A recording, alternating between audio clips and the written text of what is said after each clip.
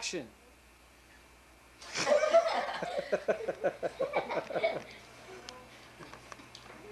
It's This on. is William Moroni Webster,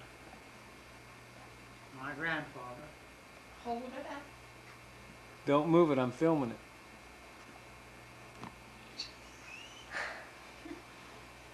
They lived in Rexburg, in Franklin, Idaho, where he had a mercantile store. Then later on he sold it and moved to Rexburg, Idaho, where he had two brothers, James, who was a dry farmer on the Rexburg bench, and Alf, his other brother, And Alf is short for Alfred. Alfred. And I don't remember what Uncle Al did when they first moved to Rexburg, but later on he worked with grandfather in a farm implement business that they bought in Rexburg. And I can't remember the details what happened, but they lost the implement store. After which grandfather was working up on the Rexburg bench for his brother, James, On the farm? on the farm. And one day, he was holding the corral gate open while they took a load of hay in to feed the stock. And in the corral was a large bighorn sheep. When Grandpa had his back to the sheep, and a big ram charged him and hit him right in the back. And it knocked him down and unconscious. He was taken to the hospital. Later he recovered, was taken home. But for some time he was out of his head. He'd come and go. Some days he remembered who he was and where he was, and some days he didn't. Some days he thought he was still up at the ranch. Some days he didn't know where he was or who he was. But he eventually recovered, except that he had a permanent limp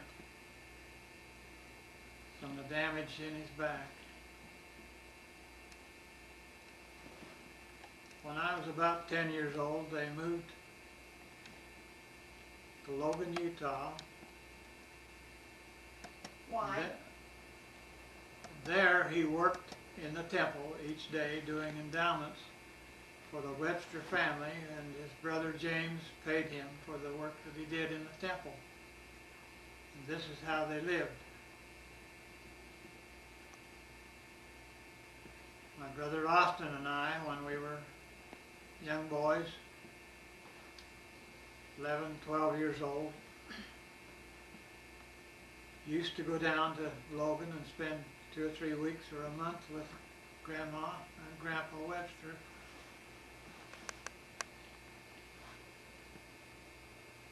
We enjoyed them very much, and they enjoyed our company because they had no family there. Grandfather lived in Logan until 1934. He died there in 1934. You have a picture of Grandma? Let's put her up there so we can figure out who's who here. Is All that about true? shaving your Is heads. that true? Shaving your heads. This is Mary Ann Lowell Webster. She was married to William Moroni. It's my grandmother Webster. And I don't know very much about her family history. She was quite tall for a woman. Scotch. Her parents were Scottish people, came from Scotland. She was stately and proud. She had 3 daughters, Blanche, Elsie, and Rilla Webster Garner, my mother. when they left Rexburg, Mother was the only daughter left in Rexburg. The other two, Aunt Blanche had moved to California, and Aunt Elsie had moved to Salt Lake City. But we enjoyed Grandma very much. We loved her very much. She was kind and generous to us children. But like I say, I don't know very much about her family history. She does look like Grandma. Her grandma looked like her. You was gonna tell about going to the temple Oh yeah, tell with your that. shaved off head. One year, Austin and I were down, before we went down to see Grandma and Grandpa Webster, my folks sent us over to Uncle George to get our hair cut. He always cut our hair. My father's brother. And he cut it very, very short. Almost, you couldn't tell if he had any hair. It was almost shaved. And while we were there staying that summer, Grandfather came back from the temple one day and said they needed some help in baptism for the dead up at the temple and wanted us to go up and help. We didn't want to go. We were both quite shy and reserved, and we didn't want to go, and especially with our hair cut so short. But we went and we did some baptisms for the dead. The first time we'd ever done that, and we enjoyed it. It was something that we remembered for many years. This is my grandfather, Theodore Adwin Montague. And the first I knew about him, he was married once to a woman, and they had 3 children. And he was a musician. He played the trumpet or a cornet. And when, in the summertime, why he'd go traveling with this band that he played with, and they'd tour all over the United States, and be gone all summer. And one year, his wife told him, she says, if you go again with the band, you don't need to come back home. And he went anyway. So when he came back, she left him. And then he married my grandmother, Bertha Lamro Montague. And they had 7 children. Right? Do you have a picture of Bertha Lamro? This is Theodore Adwin and Bertha Lamro and their 7 children. The one in the middle was John D. Montague, and he was my father. And they had 2 more sons, Frank and Lionel, and Uncle Russell, and then Bertha and Winona. 1, 2, 3, 4, 5, 6, that's right. Grandpa was quite a talented man. He painted homes for a living. He painted the insides of homes. When I was a girl around 12, 14 years old, they were living in Glens Ferry, Idaho, and he painted the schoolhouses and the gyms during the summer. And they'd be working on these high scaffolds around the gym and paint. When my father went on his 2nd mission for the church when I was 7 years old, after the First World War, he had been to Germany in 1907 and 1910, and after the war, President Grant called him from church headquarters in Salt Lake and asked him if he wouldn't go back to Germany because he knew the language. How did he call him? Telephone. You had a phone? They had one at the church or someplace, but they contacted him that way, as I remember it. And so Daddy got ready and went back to Germany and left my mother home with 5 children. And I was the eldest. I was 7. And then I had 2 sisters and 2 brothers younger than I was, and the baby was just 7 months old. And we went down. Stop. Stop! Oh, she wants to get by. Wait a minute, we gotta get the pictures of him you're talking about. And Grandpa told them that he would take care of us while they were in the mission, or while Grandpa, my father, was in the mission field. Okay, these are who you're talking about. Now, this is my father, the man Hold that's it, here. hold it steady. That's my father, and this is my brothers and sisters when we were young. And we went to, Grandpa told them that he would support us while Grandpa was in Germany. And he sent us $15 a month to live on. And then Mother worked at the theater in Elsinore twice a week, and she made $1 a night for pay. And I would take care of the kids while she was gone. When Grandpa came back off his mission in 1927, we went up to Glenn's Ferry. He came home in November before Thanksgiving. And the next spring, in May, we went up to Glenn's Ferry to see Grandpa and Grandma Monte. Now, what did your mother do in the theater? Did she sell Sold tickets? tickets. She sold tickets. Sat in the window. I always remember that. We went up to see Grandpa and Grandma, and the thing I remember most, they served us cornflakes for breakfast with canned milk. And I'd never eaten canned milk, and I didn't like it. And it's the first time I'd ever eaten cornflakes. But we stayed and visited with them for a couple of weeks or so, and while we were there, Grandpa got him a job teaching school again, teaching music in the schools. So we all went back to, and in order to get to Glenn's Ferry, when he came home, when he went on his mission, he had a car, a Metz, M-E-T-Z, and my mother never learned to drive the car, so the car sat in the garage all the time Grandpa was gone. And when we come back, of course, it wouldn't run. He was gone for 30 months, and the car wouldn't run. So we had some dear friends, and they're your friend, what's his name, DeMille, from Monroe, and they traded us a car for our piano. And we took the family and went to Glenn's Ferry to see Grandpa and Grandma. Then we went back home after Grandpa got the job, and we loaded all our furniture up and moved to Glenn's Ferry. And Daddy taught school there, music in the schools. For 3 years we lived in Glenn's Ferry. And Grandpa was painting homes, and before this time, when he lived at Preston, he was a gardener, and he raised beautiful flowers and produce from his garden. And I've got pictures of him showing his produce and his flowers at the fair, and him winning ribbons for him.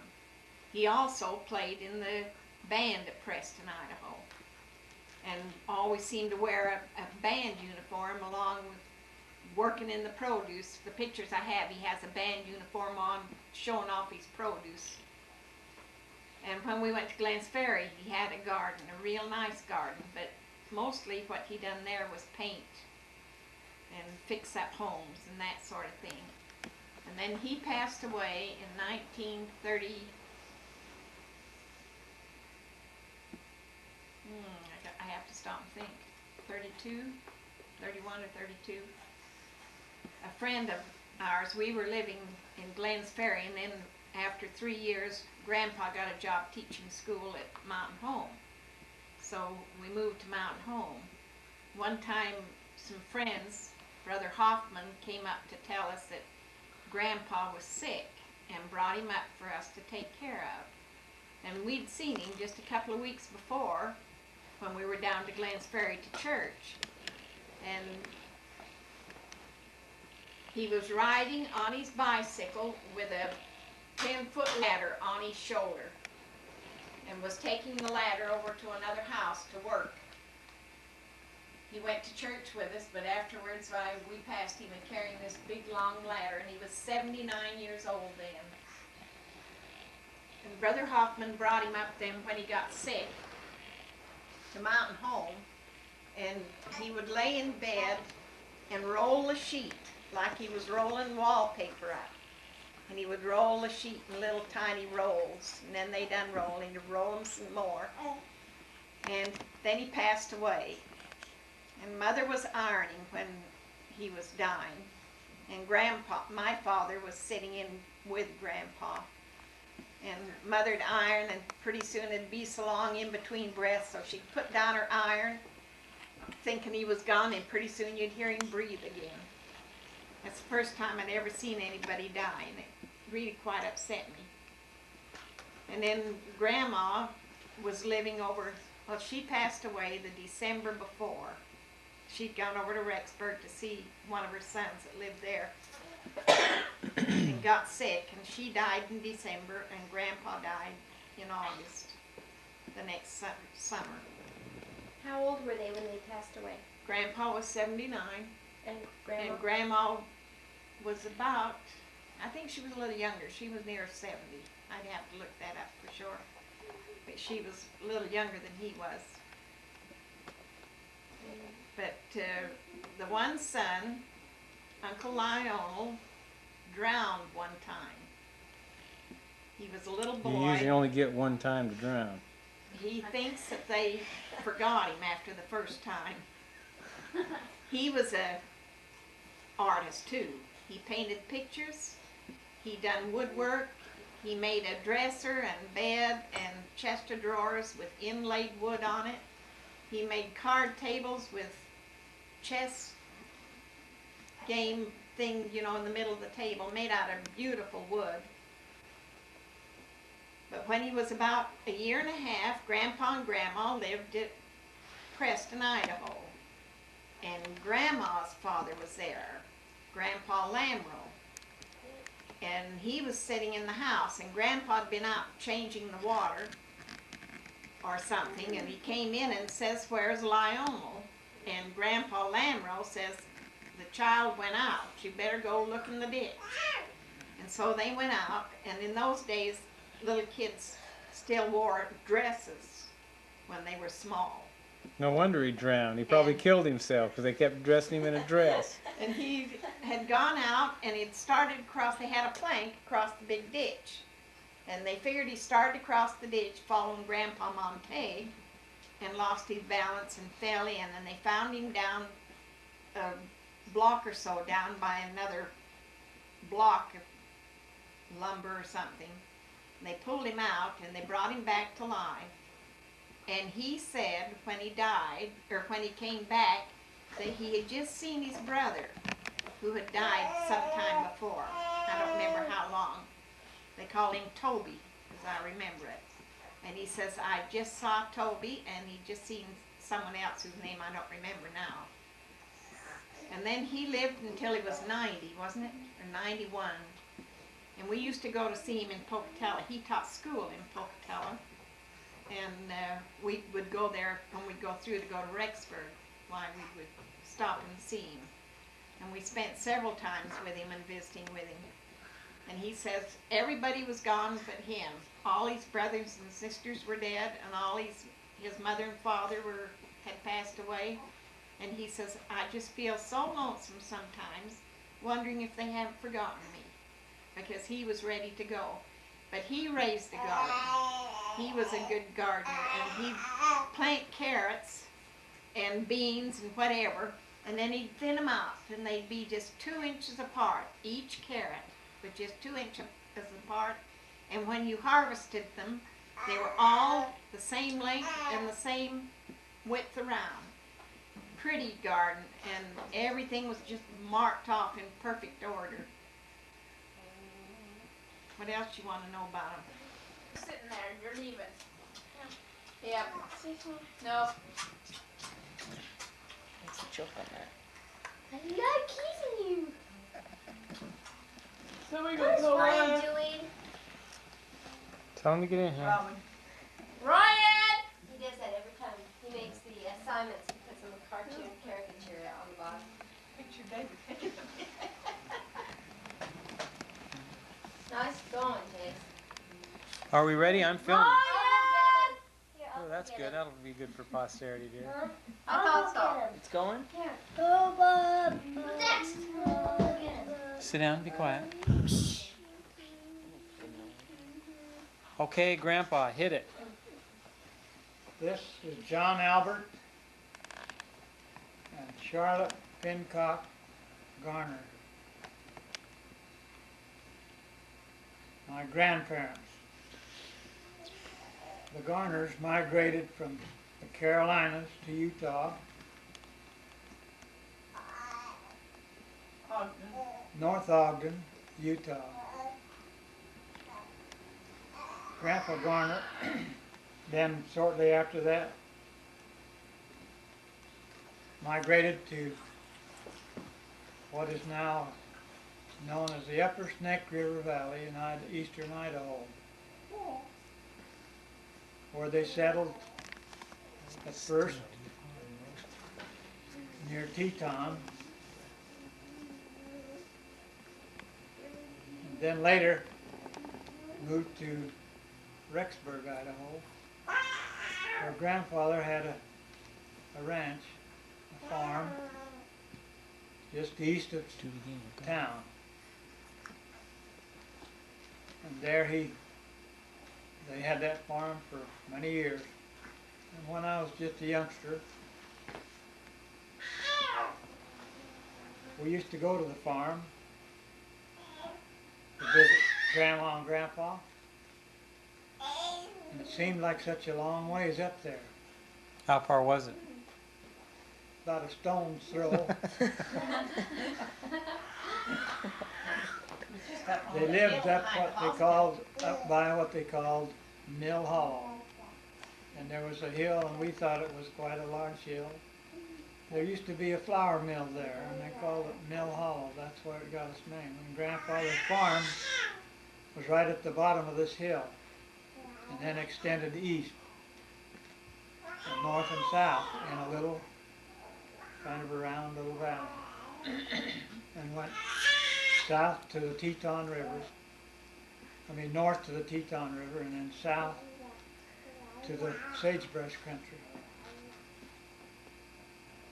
Later on, grandfather moved to town, and Uncle Earl, my father's brother, just older than he, took over the ranch, the farm, and ran it. And Grandpa and Grandma Garner lived in town on the old highway to Yellowstone Park. Now, this Uncle Earl is the guy with the sheep. Yeah. When I Earl came was along. the oldest son, and he was a sheepman. They lived there on the corner, Two-story brick home. a two-story red brick house, for years and years and years. Seemed like forever. I have one funny story to tell about Grandpa. My cousin and I used to go up to the farm and get one of the horses and ride it. And one day we were riding from the farm down to my cousin's place, which was down past grandfather's house. Uncle Earl's. Of course, when we rode the horse, we rode just as fast as it'd go. And went by grandfather's place, down to my cousin's, and did what we were going to do, whatever it was, I don't recall. And started back to the farm, and we got almost to grandpa's, and here he come, running out in the street, waving his arms, and stopped us. And he says, "You damn kids ride the damn tail off of that damn horse." And his false teeth fell out on the sidewalk and broke. And my cousin and I, needless to say, fell off the horse. We were laughing so hard. Grandpa grabbed the reins and whopped us both. But he wouldn't talk anymore because his teeth was gone. So we took the damn horse back to the damn farm.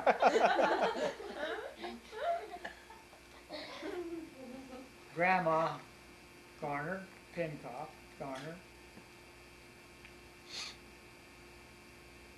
came across the plains in the handcart company when she was 7 years old. And she told us some of the stories about crossing the plains and the hardships that they had to endure in a handcart company. Some of the stories she told us were very, very sad,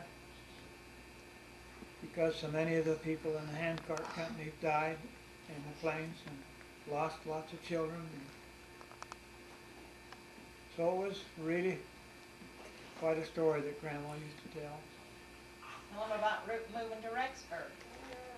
The size of the mosquitoes. When they moved to Rexburg when they moved to the upper Snake River Valley from Ogden, Grandma used to tell about how terrible the mosquitoes were. Really large, starving to death mosquitoes.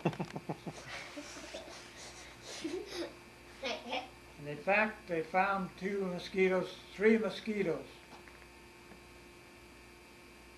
And had eaten one of the horses, all but its head. And they were playing horseshoes to see who got the head.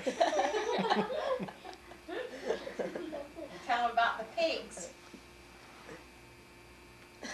Up at the farm, they raised all kinds of livestock, of course, and Uncle George had pigs, and he had a great large sow pig, and she had a litter of pigs, little weaner pigs, and Uncle George was in the pen feeding the pigs, and the sow knocked him down and was right on top of him with her front feet on his chest, and was really going to chew him up. And Uncle George whistled, and his faithful dog come running and jumped over the fence and got the old sow by the ear and got her away from Uncle George, and he got away. I mean the mosquitoes. And the mosquitoes,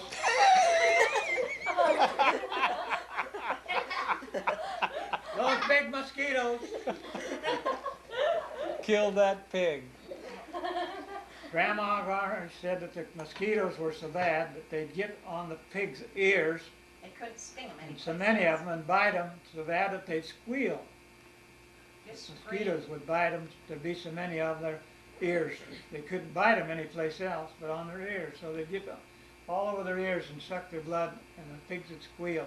There'd be so many mosquitoes biting on them. In Rexburg. Well, back when they first at that settled. time they were up near Teton. Yeah. Later on, Grandpa sold his farm up east of Rexburg, or traded it for a fruit farm back in North Ogden. They wanted to go back to North Ogden. So they traded the farm to a family named Bailey, and they went back to North Ogden. And I don't remember all the details about the transaction, but after 3 or 4 years, or not very long, they were dissatisfied with it and wanted to go back to Rexburg.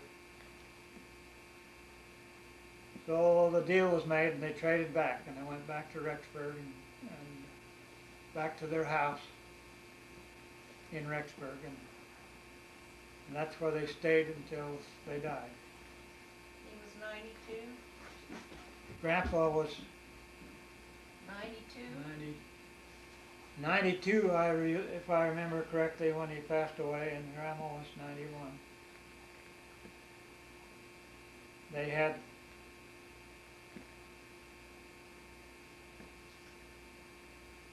That was 1941, wasn't 5 boys and 1 girl who lived out of a family of it? 11, wasn't it? 10 or 11. 10 or 11 children. And 2 or 3 girls died at childbirth. They only raised one daughter, They only raised Aunt the Mary. one girl. Oh, that's Aunt Mary. and they lost 3 daughters. 2 when she was small, when they were quite small, and 1 was 11 or 12. Okay. Talk about his accident. When Grandpa was somewhere near 60 years of age, he had a Hudson car, and in those days they didn't have antifreeze, and so in the wintertime at night, they would drain the radiators so they wouldn't freeze. What year would this be then? The 20s? Yeah, it's in the late 20s. So it'd been a Model A or Model T. No, it was a Hudson. Hudson. Oh, It was a four-door Hudson, Nicer a car. real nice car in those days. And anyway, grandfather was going to fill a radiator one cold morning, and he had the engine running, which was a mistake, of course. He reached in to close the petcock in the bottom of the radiator so he could fill it with water. He had on a leather coat, and he caught the coat in the fan belt of the car, or in the fan, or on something to do with the fan. And it went round and around and twisted his arm and twisted it and broke all the bones in his left hand, in the wrist, just above the wrist and in the wrist. And they had to amputate his hand. and when What they is yours? amputated it, what did it look like? This!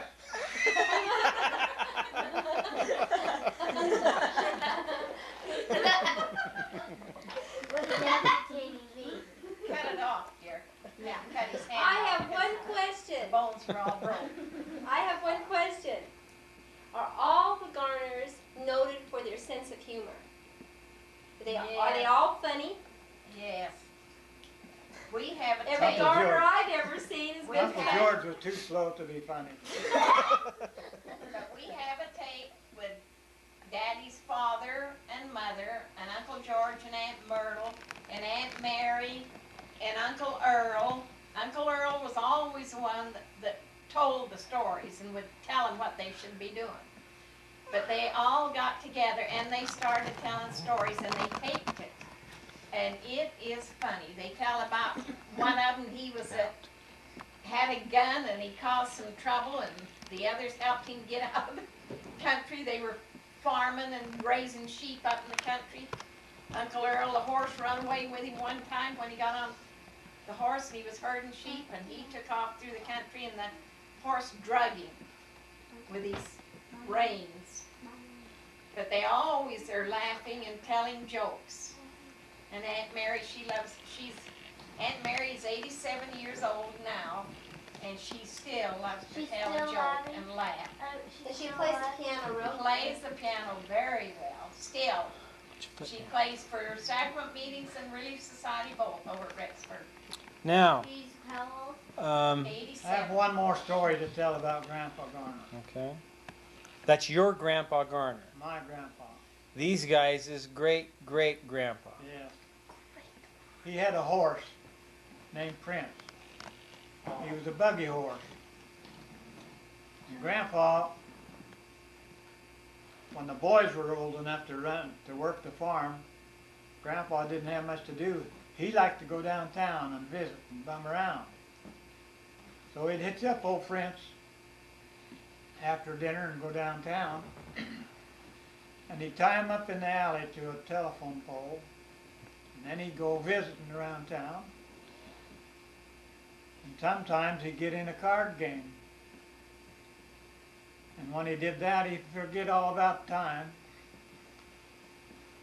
And old Prince would get the rope undone and go home and leave him. He'd have to walk. And so he'd walk home, and when he gets home, there's old Prince standing with his head in the barn door waiting to get somebody to unharness him. And Grandma'd say, "He's smarter than you, at least he knows when to come home."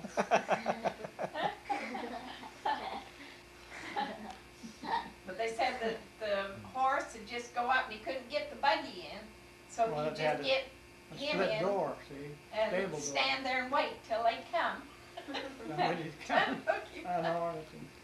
Well, now what about, tell about your dad and horse racing, how they'd ride, how you'd race with the, those, what'd they call them? Who? Sulky, Sulky, harness horses. Yeah, harness racing, that's what it is. tell about your dad. Well, Grandpa Garner was like his father. He had a Now this Grandpa Garner is my grandpa. Your dad. My father. Walter Garner. He had a great love for horses. He always loved horses.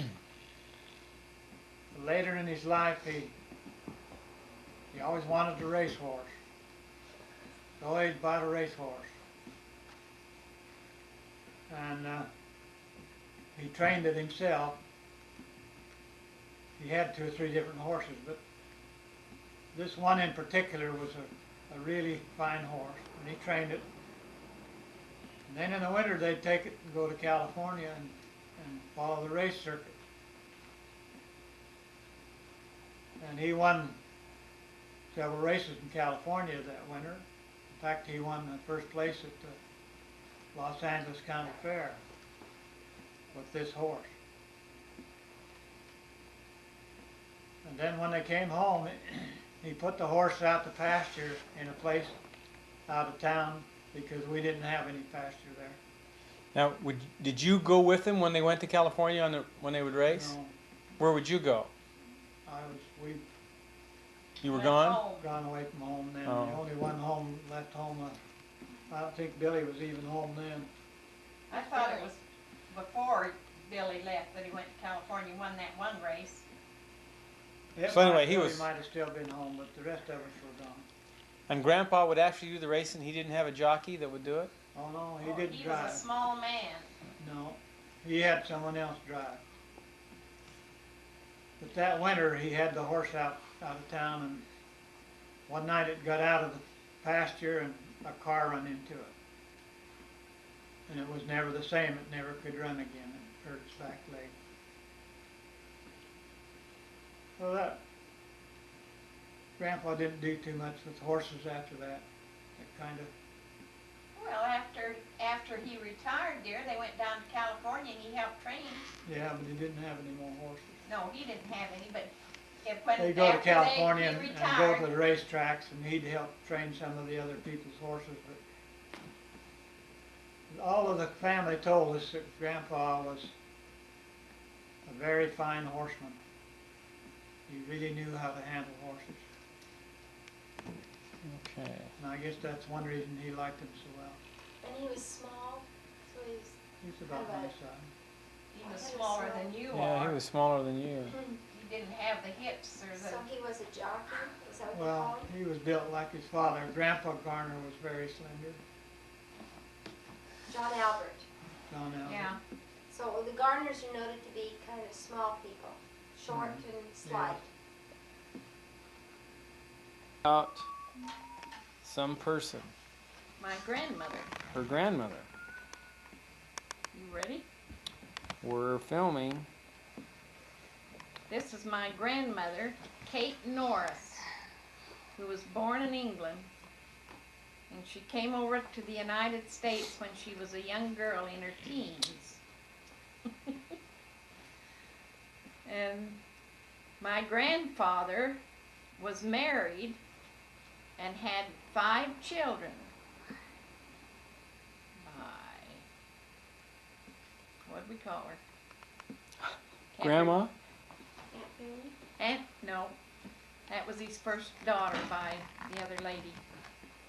And he told me one time, he came up to see us when I was 15 years old, and he told me about his true love. And this Grandma Kate was his true love.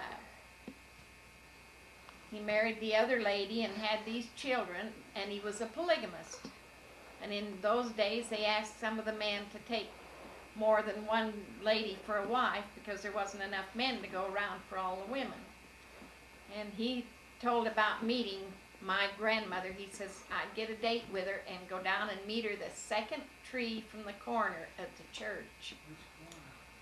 And well, there was only one corner.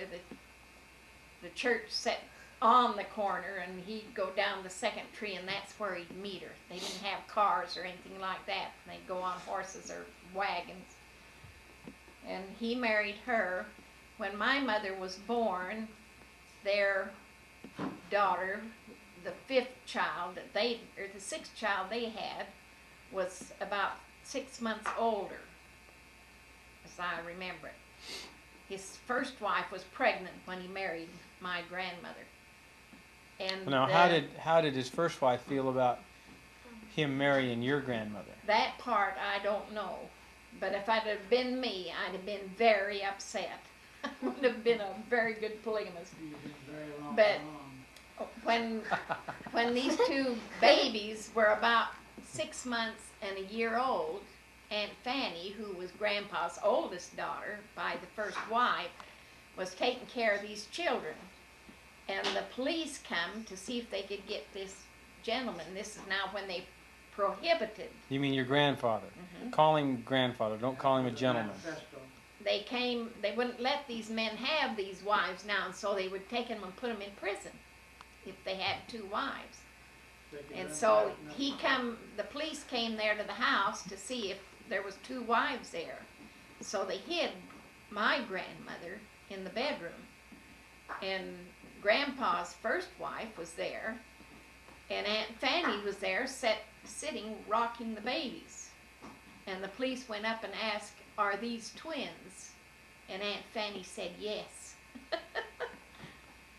Back little. Yeah. But she had 10 children and lived there on the farm with Grandpa and his other wife. They had a big white house on one lot, and then about 2 blocks down through the field, they built another home for my grandmother. Now, is this your grandmother on your father's side or your On mother's my side? mother's side. On your mother's side. Blair. So she had 10 kids, Mhm. and one of And them the was first- Nellie, your mother. Nellie was the oldest of the 10. Was your mother. Okay, now, what about the first wife? How many The kids did first she had have? 11. He had So they had 21 children 21 kids. between them. Okay. And they were really close, like brothers and sisters. Both all the time families. we were growing up, Aunt Fanny used to come and see us, and some of the other girls, I don't remember them. After I was married and was a widow, before Alice was born, one of these aunts from the first marriage made me the cutest baby dresses with crocheted lace around them. They were just really close and liked each other and got along really well. Well, then we must be safe to assume that the first wife didn't resent your grandmother. No, they enjoyed each other and they got along very well. And they run an 80-acre farm, and Grandpa was another one that done painting. He painted barns and things like that. And he had Japanese that came from Japan over here to work, to make a living. And one little Japanese that he had moved back, or went back to Japan after he'd been here for a year or so and made enough money. He went back to Japan and brought his wife and family back. And when he came back, he brought my grandmother a dozen Chinese plates, hand-painted Chinese plates. And I still have one of them. The other's a cousin, no, a half-sister of mother's got one of them, or 6 of them. And they passed them around, but the Japanese, and these Japanese women would work on the farm and harvest beets. And this one lady went up and pulled the beets out and got up to the top of the field and had a new baby. And as soon as the baby was born, she got back up and went down to work. Worked the whole day after she'd had the baby. And you said he brought And you them believe that? these plates? Yes. This Japanese brought them back as a gift You- Still do to it. my mother. My Give mother to got your them. mother. She's still alive doing it, huh? The Japanese. But Now- Grandma had the 21 children, or the 10 children, and they helped each other out. When my mother was 3 or 4, that's when the police kept hunting down the polygamists. Grandpa took his second wife, that's my grandmother, and they went to Butte, Montana, and lived for 5 years, and left the other wife in Lewiston, Utah, on the farm. And she lived on the farm, and by then she had boys that were older that could help take care of the farm. And Grandpa stayed up there and worked for the railroad. And they had, Aunt Jenny was born up there. And who was the next one? Aunt Emma. Anyway, two daughters were born in Butte, Montana. And he tells about when the one baby was born, he said that mother was in labor. We've got a history on that. And he says mother was in labor, so he went to find the midwife. And there happened to be Her. She huh? was in labor. Yeah, she was having her baby. And there was a fire. A store was burning down. And everybody was running everywhere trying to get the fire put out. And Grandpa was walking along. He says there was a lady standing at the gate as he was walking by, and he said he'd been praying for help. And as he walked by, this lady says, "Do you need help?" And he says, "Yes, my wife is having a baby." And he says, so this dear lady came with him back and helped deliver that new baby that night. And he never forgot that. But they lived up there for 5 years before he went back to Lewiston, where the He never first went wife. back for a visit? No, Did they didn't dare, I think, because of the police. he ever know that lady before? The one that See he her? went to help the baby? No, she said, I just had the feeling that I needed to be someplace, and she had come out of the house and was standing at the gate when Grandpa went walking by, and she just asked him if he needed help, and he said yes, and he went and helped her. And then they moved, that's, I think, when they moved into the other little house there on the farm. But Grandpa lived till he was 84 years old, but my grandmother died when she was only 47. Her health wasn't too good, and I think she had the 10 babies, and it was hard work washing and cooking and ironing for those people in those days. And her health wasn't good, and she died when she was just 47. Now, who do we know of the other? Viney. Aunt Viney was Grandpa's first wife. Would you know any of those people that came from that side? Now? Aunt Fanny, and Still alive? I met one when Wayne was married, Blair, and he knows us. He says, "Oh, I remember Dee and Nellie," and he was about our age, I think, and he still lives in Salt Lake. He would have been grandson to Grandpa. And there's a lot of them alive, but we haven't kept in touch with them. Two of the sisters from the first wife lived in Pocatello. I think Mother's one sister, Aunt Liza, is still alive. The other one just passed away in December. Aunt Emma, that lived out here in Oregon, passed away in December of '87. Now And what she about- was 87 years old. What about his first wife, your grandfather's first wife? How long did she live? She lived till she was in her 70s. We used to go down to see him. We always went there, and their oldest daughter, Aunt Fanny, was married, and she had 5 children, and her husband died. And then she got married again and had 4 more children, and her husband died. And so Aunt Fanny came back, and they fixed the front part of Grandpa and Grandma's house up. It was a big living room, and they put 2 beds in it so that they had a bed in there, and then there was a table and a couch, I can remember. And then Aunt Fanny lived in the back part of the house and would cook for them, because Grandpa was 84 and Aunt Viney was 70-something when she passed away. And we'd go see them and visit with them there, but they both lived to a good old age and seemed to be quite well most of the time. Grandpa worked in the temple, the Logan Temple, for 30 years. Went to Logan every day from Lewiston and worked in the temple and just loved it. Okay. You gonna tell them about Aunt Fanny's mosquito story? Yes, Bitter on the ears, huh? Aunt Fanny, Bitter well, on the fanny? they were always coming to see us. Aunt Jenny, Mother's sister, would come, and Aunt Emma's would come, and Aunt Emma had 6, Aunt Jenny had 7, and they'd come up to see us when we lived at Rigby and over here at Mountain Home, and we'd go camping on picnics, and they'd make family beds. We didn't have sleeping bags in those days, so you brought all the bedding you could bring. and you'd lay a blanket of quilts on the floor or on the ground, and then you'd lay the kids on top of it, and then you'd lay blankets on top. And Aunt Emma and Uncle Ren. Uncle Ren was a little man. I don't think he was over 5 foot. He was just a little short guy. And Uncle Ren and Aunt Emma would make him sleep on this side of the bed, and then put all the kids in the middle, and then she'd sleep on the other side. She wouldn't sleep by him because they had to protect the kids from anything that might come in the middle of the night.